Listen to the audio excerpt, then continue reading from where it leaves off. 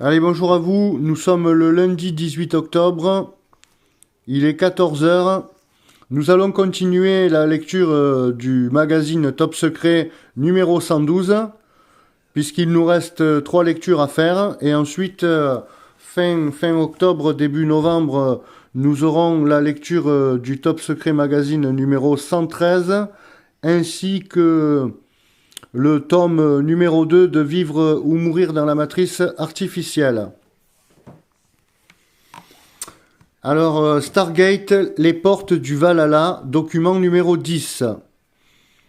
Pour éviter de rappeler dans chaque article de cette série les lois physiques des programmes spatiaux secrets, leur texte se retrouve en ligne sur le site de Top Secret.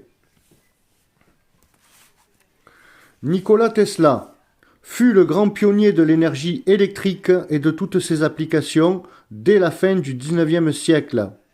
Il désirait enfin libérer l'humanité en lui donnant accès à cette énergie dont il disait qu'elle est disponible en tout point de l'univers.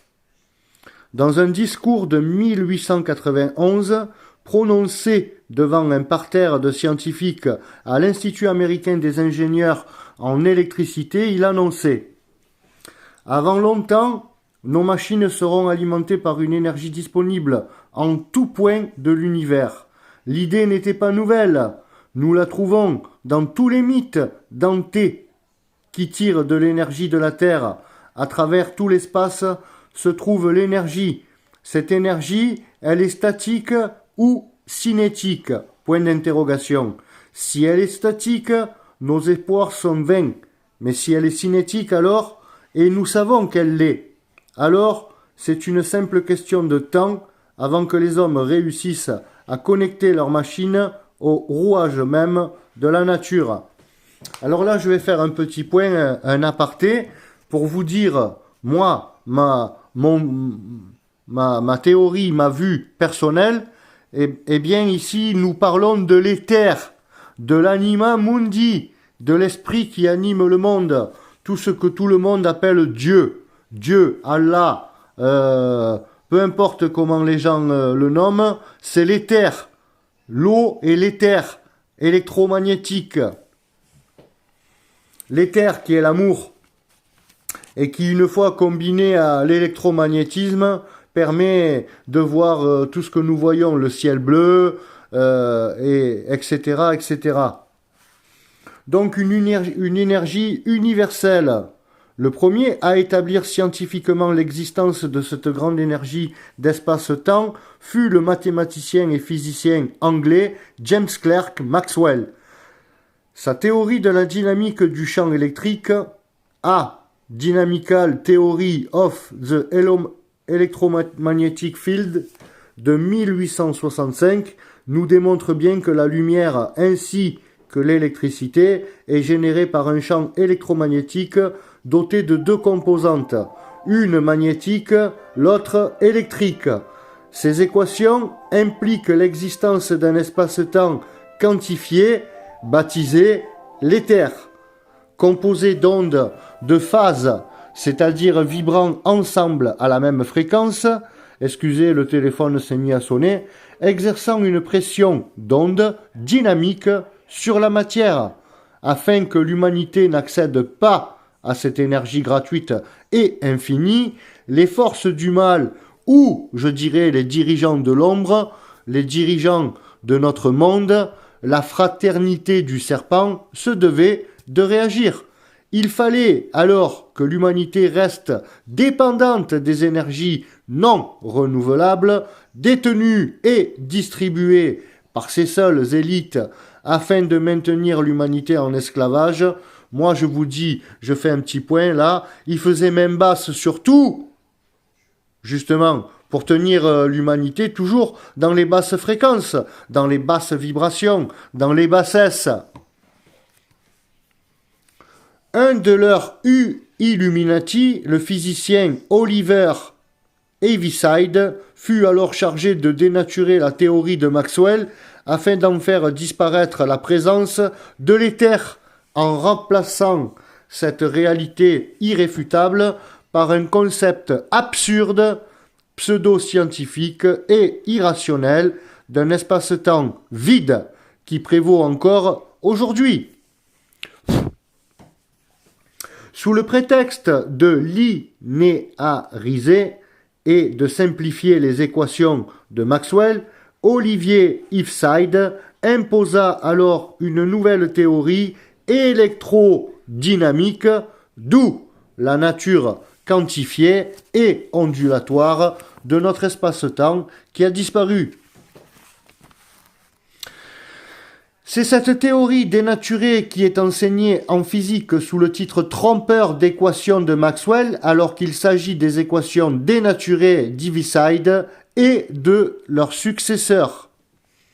Cela ferma à l'humanité la compréhension de la nature exclusivement ondulatoire et ainsi de la matière remplacée par une théorie pseudo-scientifique et bien sûr magique de prétendue mécanique quantique, ou je dirais parfois quand on nous dit le Big Bang, tout a démarré d'une tête d'épingle, à partir de rien. Alors moi, je vais fabriquer un tabouret à partir de rien. Ben oui. De même, cela empêcha l'humanité de comprendre la vraie nature de la gravitation, remplacée par une théorie magique délirante et sans aucune réalité physique de prétendue relativité générale de M. Einstein, je dirais E égale mc2. En revanche, la relativité restreinte de Lorentz, aidée de Henri Poincaré, est tout à fait juste et vérifiable par l'expérience. Cette ignorance explique aussi l'incapacité de la physique actuelle à maîtriser l'antigravité et le voyage spatial à vitesse relativiste ou supraluminique. Bien évidemment, ici, nous sommes dans le relatif, donc tout est relatif. De l'autre côté, c'est l'absolu, tout est absolu. Je dirais. Le rêve de Prométhée, selon la légende, Prométhée rêvait de capturer le feu, l'énergie, bien sûr, l'énergie des dieux. Mais cela causa sa perte. Prométhée en rêvait, Tesla l'a fait en 1889. 10 ans après avoir breveté et expérimenté les générateurs et moteurs à courant alternatif, Nikola Tesla construisit et breveta le 16 juillet 1889 un générateur électrique qui ne consommait aucun carburant. Un tel générateur étant son propre moteur, produisant plus d'énergie qu'il n'en consomme pour fonctionner.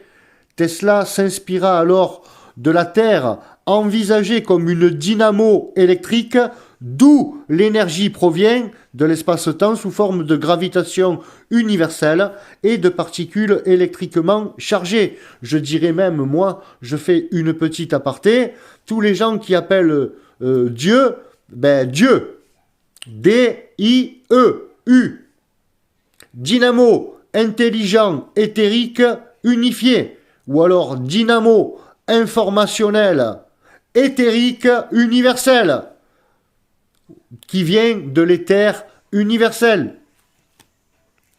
Bien sûr, l'éther qui permet également de créer ce fameux tissu cosmique, dont parlent certains scientifiques. Son principe de fonctionnement a été clairement expliqué par le physicien Walter Elsasser dans un article de la revue scientifique américaine de mai 1958 intitulé « La Terre comme dynamo ». L'ingénieur de l'US Navy, Thomas Birden, a aussi décrit les principes théoriques de fonctionnement de ce type générateur à énergie libre dans le cadre des théories récentes erronées d'électrodynamique. Tesla s'est également inspiré du troisième générateur homopolaire ou unipolaire de Faraday de 1824 pour concevoir son propre générateur unitaire produisant plus d'électricité qu'il n'en consomme pour fonctionner. Ce troisième générateur de Faraday comprend un disque métallique tournant derrière un barreau magnétique placé au bord du disque. J'essaierai de vous mettre des images avec la vidéo correspondante à notre article d'aujourd'hui. La rotation du disque créant une tension électrique, différence de potentiel entre un contact touchant le bord du disque et un autre touchant le centre. Malheureusement, cette géométrie très simple ne permet pas de produire plus de courant qu'on en dépense pour faire tourner un générateur. Il faut d'abord éliminer l'un des plus gros obstacles de tout générateur d'énergie libre, c'est-à-dire la réaction à chaque action. Dans un système électrique, s'il y a deux tours de fil enroulés l'un au-dessus de l'autre et qu'un courant est envoyé à travers le fil, le courant traversant la première boucle créera un champ magnétique qui fonctionnera à contre-courant du courant traversant la deuxième boucle. Le générateur homopolaire de Nikola Tesla surmonte tous ces obstacles. Il comprend deux disques superposés identiques reliés par une courroie métallique entourant les deux disques. L'un des disques est un moteur entraînant à 5000 tours minute l'autre disque qui génère lui ainsi du courant électrique. Ensuite, 99,4% de ce courant sert à entraîner le moteur et les 0,6% restants du courant pouvant alimenter des lampes ou des appareils électriques. Sur le générateur de Tesla, l'aimant de la barre aimantée est remplacé par deux électroaimants placés sur les faces avant et arrière de chacun des deux disques en rotation. Une extrémité du fil de l'électroaimant sera branchée sur la courroie 3 via son contact avec le bord extérieur du disque. L'autre extrémité du fil sera branchée quant à elle sur un anneau conducteur 4 relié au centre du disque par un contact tournant 5 relié à l'axe central de rotation du disque. La conception de Nikola Tesla varie de celle de Faraday de deux manières.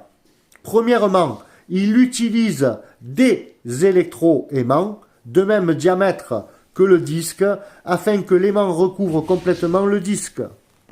Deuxièmement, il divise le disque en deux sections avec des fentes en spirale rayonnant du centre vers le bord extérieur, figure numéro 4.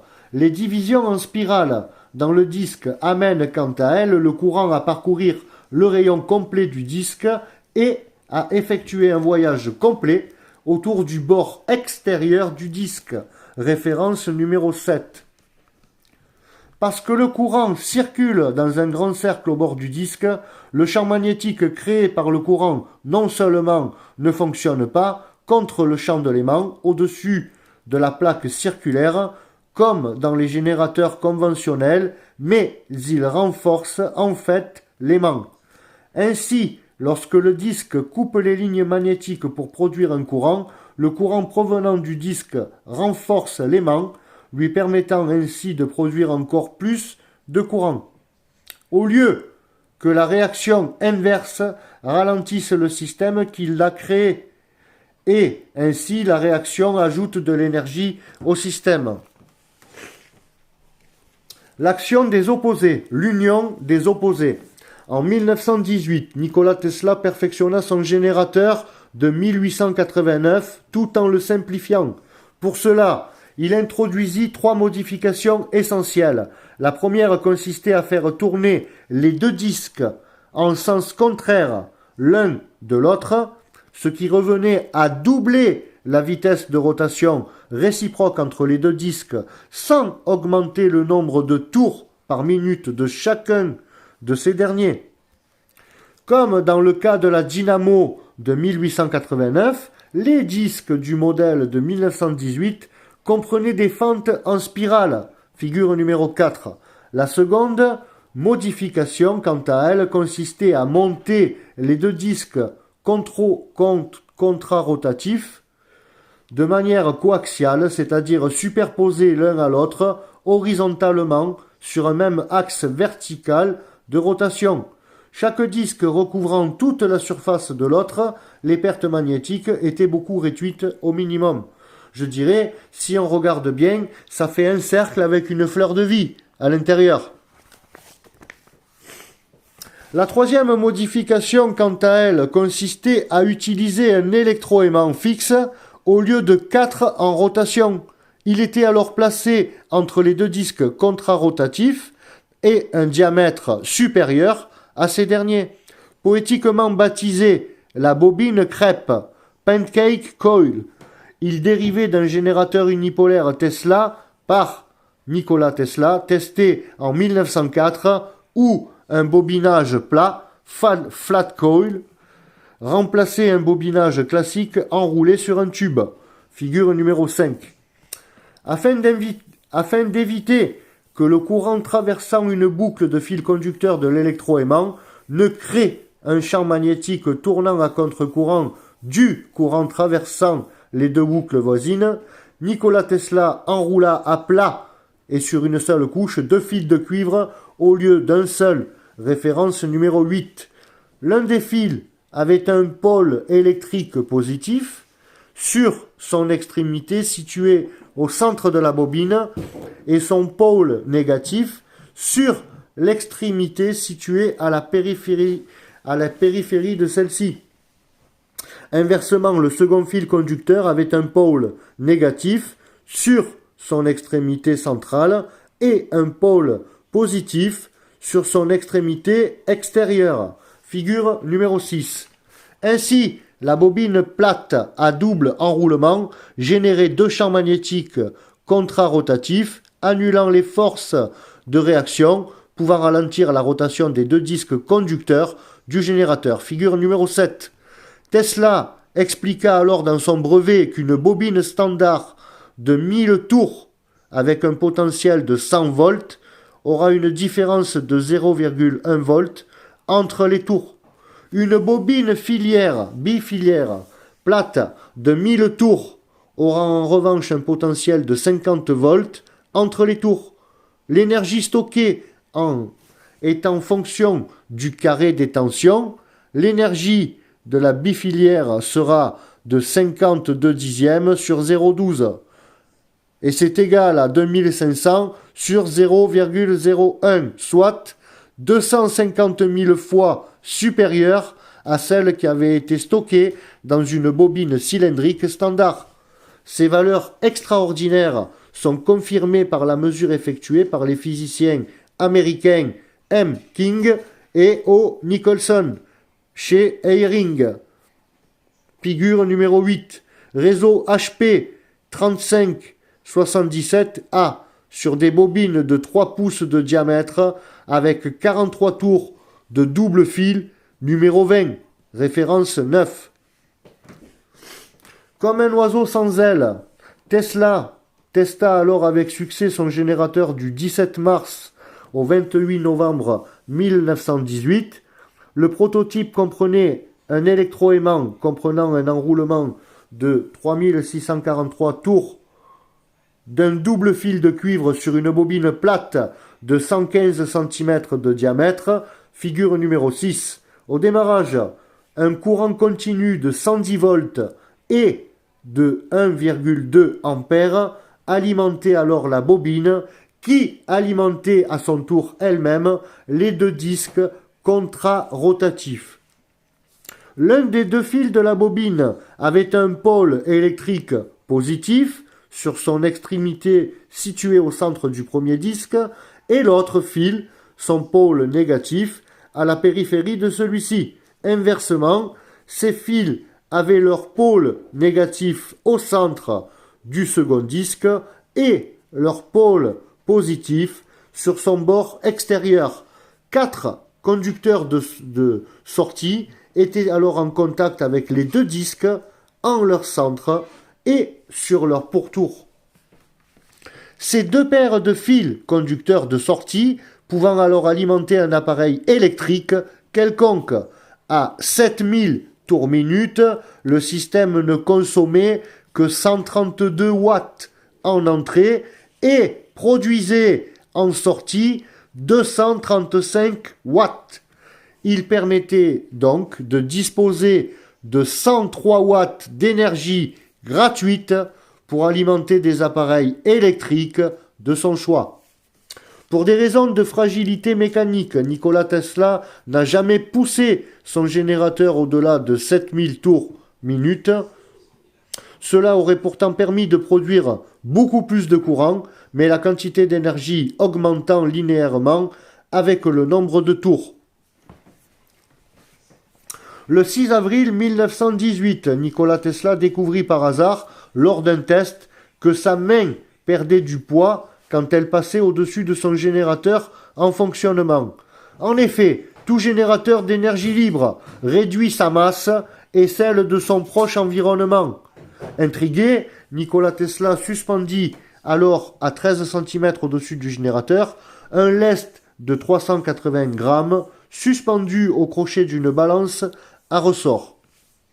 Le poids du lest passait de 340 grammes à 214,2 grammes lorsqu'il se trouvait au-dessus du générateur en marche. La perte de la masse était donc de 63%. Donc vous imaginez si les anciens ils ont fait ça sur les pierres pour annuler le poids de la pierre et ensuite les déplacer. Sans le vouloir, Nikola Tesla venait de construire le premier moteur antigravitationnel de l'ère moderne. Dans le générateur de Nikola Tesla de 1918, les deux disques contrarotatifs agissent comme le feraient deux tornades d'air dans l'atmosphère terrestre ou de l'eau dans la mer. Ce bain d'ondes gravitationnelles, voir le texte sur les lois physiques disponibles sur le site de Top Secret, composant l'espace-temps, exerce une pression sur nous. Donc un champ électromagnétique se comporte dans l'espace-temps comme le ferait un champ de pression et ou de température dans notre atmosphère terrestre. Lorsque l'air chaud se met à tourner dans un air plus froid, il forme alors un tourbillon dont le centre est à très basse pression et le bord externe à très haute pression. Cette différence de pression entre le centre et l'extérieur du cercle induit une inspiration de l'air au centre de la tornade où la pression est basse. On appelle ça l'œil du cyclone. De même, une tornade électromagnétique aspirera l'énergie de l'espace-temps au centre et la restituera à la périphérie des disques et de l'aimant conducteur. Si nous superposons deux tornades tournant et en sens inverse l'une de l'autre, nous augmenterons énormément la différence de pression existant entre le vide central et la suppression périphérique. La contrarotation des deux tornades va alors induire un effet supplémentaire qui est un resserrement de l'œil central de la tornade. Cela induit une compression de l'air dans la mince couche d'air entourant la zone de vide centrale de la tornade, ainsi que sur le bord externe de cette dernière. De même, les disques contrarotatifs du générateur vont alors créer deux champs d'ondes électromagnétiques préparatives en phase inverse l'une de l'autre, dont la fonction de la fréquence de la vitesse de rotation. Ces deux ondes de même fréquence mais de base opposée forment une onde stationnaire unique. Elles exercent une pression d'onde sur l'espace-temps environnant plus forte que la pression d'onde exercée sur les électrons composant les atomes de notre générateur avant sa mise en marche. Ceci compense la pression qu'exerce l'espace-temps sur la matière plus forte que celle que lui oppose cette dernière. C'est ainsi qu'en plus de produire sa propre énergie, le générateur modifie son poids, sa masse et son inertie. La masse étant cette suppression de l'espace-temps sur la matière, la contre-pression plus forte générée par les deux disques contrarotatifs du générateur inverse, la différence de pression entre la matière et l'espace-temps, la contre-pression d'onde du générateur sur l'espace-temps devenant supérieur à la pression constante de ce dernier. Le générateur alors annule sa masse et son inertie, c'est ce que nous appelons l'antigravité. L'aurore du soleil noir, le secret du soleil noir. Rudolf Glower, 1875-1945, plus connu sous son nom adoptif, le baron Heinrich von Sobetendorf, fut le mentor d'Adolf Hitler. Il créa ce qu'on appelle Thule-Gesellschaft, ou la confrérie de Thule. Le 17 août 1918, Thule était l'ancien nom de la Scandinavie dans l'Antiquité, ainsi que le nom d'un village des montagnes du Harz, où se réunissaient les odinistes, satanistes, pratiquant le culte d'Odin, avant la guerre de 14-18. Le symbole de la confrérie de Thule est un soleil noir rayonnant des éclairs runiques. Ce soleil noir est la planète Saturne, qui symbolise le dieu Odin, la version viking d'Azazel, Satan. Saturne est aussi souvent représenté par un croissant de lune, rappelant les anneaux de Saturne, afin que les non-initiés ignorent qu'ils adorent Azazel, le chef suprême des démons, des anges déchus et de l'enfer.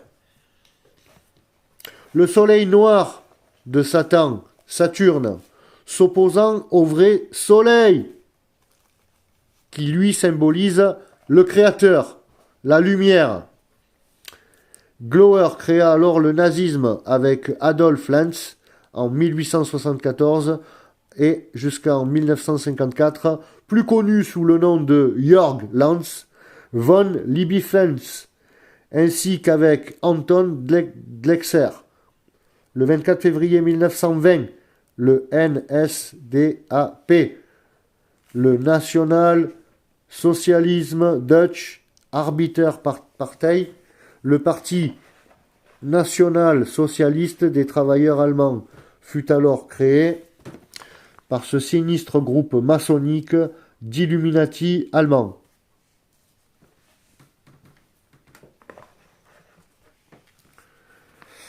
En cette même année de 1920, le Vril Gesellschaft, confrérie du Vril, fut alors créé par un des dirigeants de la confrérie de Thule, un général de brigade et universitaire autrichien du nom de Karl Haushofer.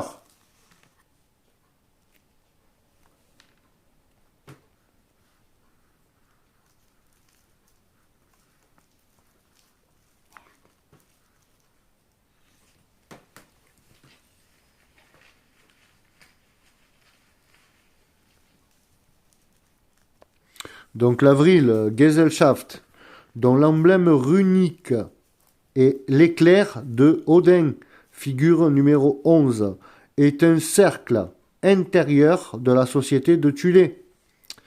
La confrérie du Vril était alors dédiée au développement d'armes secrètes utilisant la physique interdite à l'humanité non hybride, c'est-à-dire sans les gènes reptiliens ou ce que vous appelez d'aliens démons ou des déchus,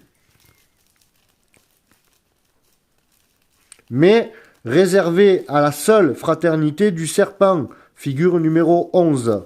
Le Vril, quant à lui, était le nom donné à l'éther dans le roman d'ésotérisme sataniste The Coming Race, la race à venir, ou ce que l'autre y nommait la race supérieure, des grands blonds aux yeux bleus. Ce roman fut alors publié en 1871 par l'anglais Edward Bulwer-Lytton, grand maître de l'un des plus puissants ordres sataniques et hermétiques de magie noire, la Golden Dawn, l'aube dorée. Moi, je vous avais aussi souvent parlé des Shriners noirs. Les Shriners noirs, c'est tous ceux qui font de l'alchimie, qui prient Allah, mais qui sont noirs. Les membres de l'Avril Gesellschaft s'appelait entre eux les Vrilanen, ou les hommes maîtrisant l'énergie du vril. Les 13 Vrilanen, dirigeants de la confrérie des programmes d'armes secrets, étaient Karl Aufschoffer, Heinrich Himmler, à partir de 1936, Hans Kammler, Otto Schwab, Emil Majou, Heinrich Gartner, Eduard Richthofen, Friedrich Kron, Roll Angel, Winfried Otto Schumann, Walter Gerlach, Pascual Jordan et Karl von Uru. Karl Haushofer avant 1936, puis Heinrich Himmler de 1936 à 1943, quant à lui assurait la direction générale économique et politique de tous les programmes d'armement de la Vril-Gesellschaft. En 1922, la confrérie du Vril ne comprenait encore que 46 membres, en majorité que des scientifiques et des ingénieurs. D'ailleurs, issus tous principalement de la maçonnerie allemande et autrichienne, dont moi je vous en avais parlé, je vous avais dit à l'époque, tous ceux qui ont créé la NASA, ce sont des nazis, des anciens nazis, la NASA des nazis. 2 de ses membres étaient d'anciens espions du Kaiser, naturalisés américains et habitant le quartier de Little Germany au sud-ouest de Manhattan à New York. En mai 1920, ils réussissent alors à découvrir les secrets du générateur de Nikola Tesla de 1918. Pour cela, ils se présentèrent à lui comme étant des correspondants allemands de la presse libérale de la jeune République de Weimar. Ils endormirent ainsi suffisamment la méfiance de Nikola Tesla pour qui leur présente en détail plusieurs de ses inventions, parmi lesquelles le générateur de 1918. C'est ainsi que la confrérie du Vril connut alors les secrets de ce grand générateur dès le début des années 1920. Au-delà de l'espace du temps, en 1920, le plus jeune membre de la confrérie du Vril était un mathématicien de génie de 18 ans, du nom de Pascual Jordan. À l'époque, ce jeune protégé de Karl von Uru étudiait les maths et la physique à l'université de Berlin. Il réussit alors à convaincre les physiciens Winfried Otto Schumann et Walter Gerlach et Karl von Uru d'emprendre des recherches en antigravité. Ces dirigeants de la confrérie du Vril souhaitaient développer des technologies de rupture pour contourner le traité de Versailles de 1919, ce dernier interdisant à l'Allemagne de construire des avions, ainsi d'ailleurs que presque tous les autres types d'armement. Cette interdiction n'incluait évidemment pas les véhicules volants sans ailes, tels que les fusées, les véhicules antigravitationnels. Seuls les Illuminati connaissaient l'existence de ces véhicules dans l'histoire secrète de l'humanité. Présence extraterrestre sur Terre. Ils entreprirent alors donc la construction d'un prototype antigravitationnel dès le mois d'avril 1922. Jordan leur trouva à cet effet un hangar inclus industriel alloué dans la banlieue sud-ouest de Berlin.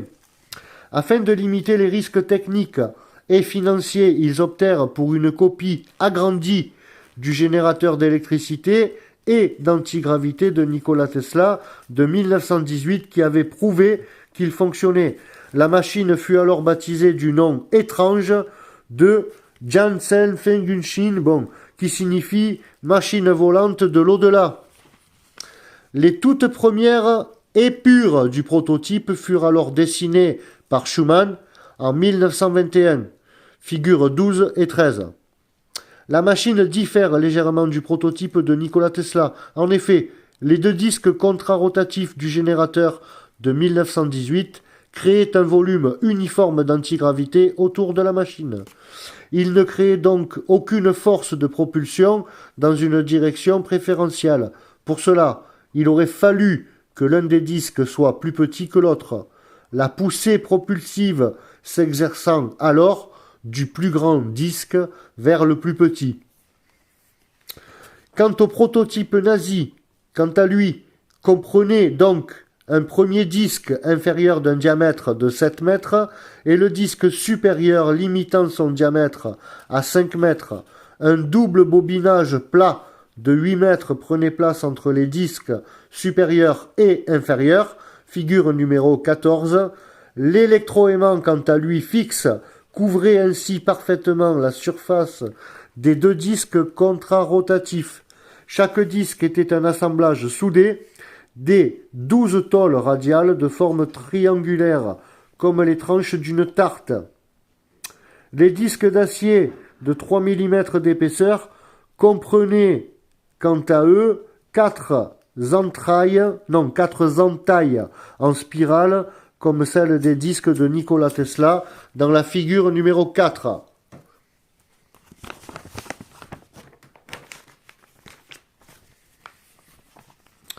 Les tôles souples au repos se tendaient et se raidissaient naturellement une fois en rotation sous l'action de la force centrifuge ainsi que du coussin d'air se formant entre les deux tôles de l'électroaimant.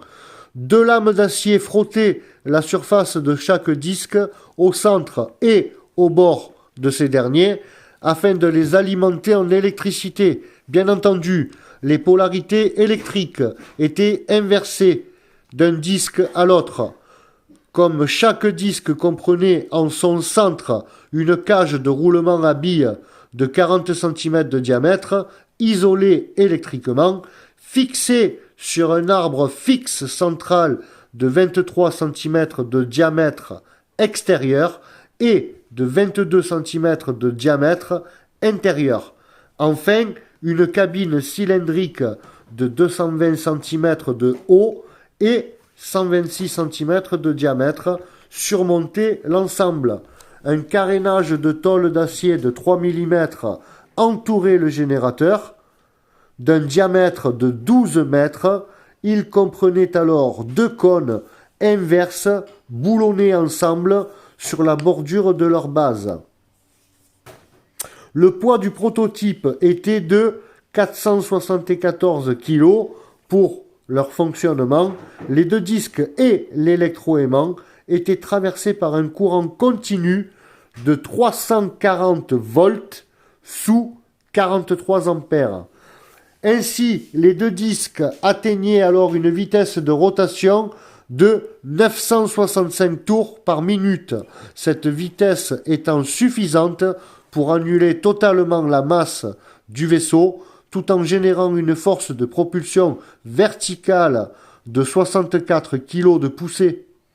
Cependant, cette vitesse de rotation ne produisait pas suffisamment d'énergie libre pour rendre le prototype indépendant d'une source externe d'énergie électrique.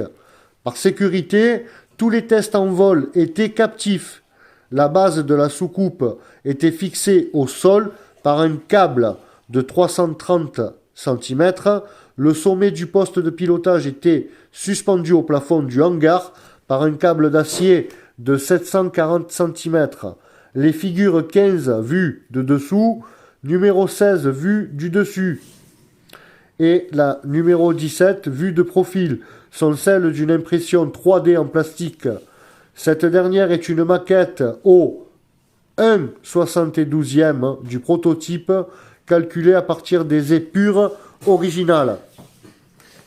Conclusion.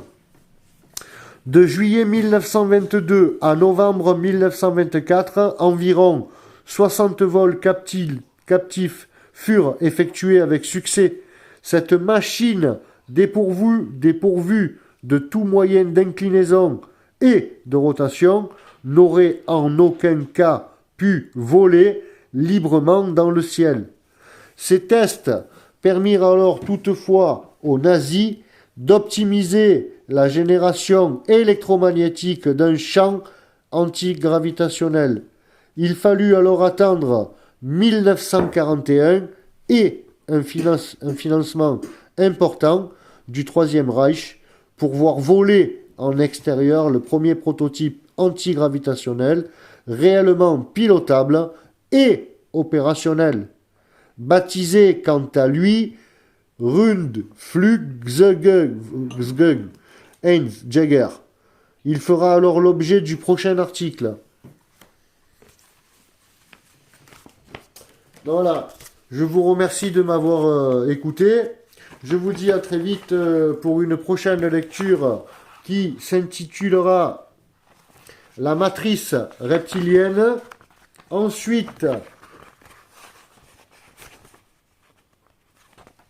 nous aurons les ovnis de Mussolini.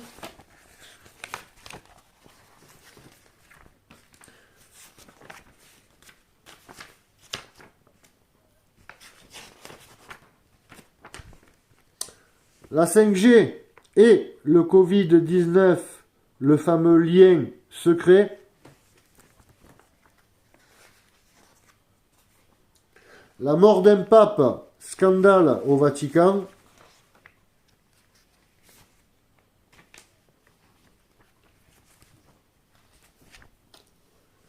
Et Clovis, un roi complètement inventé. Voilà. Et puis après, je vous donne rendez-vous pour bientôt faire les lectures du Top Secret Magazine numéro 113, ainsi que le tome numéro 2 de Vivre et mourir dans la matrice artificielle. Allez, salut, ciao, merci.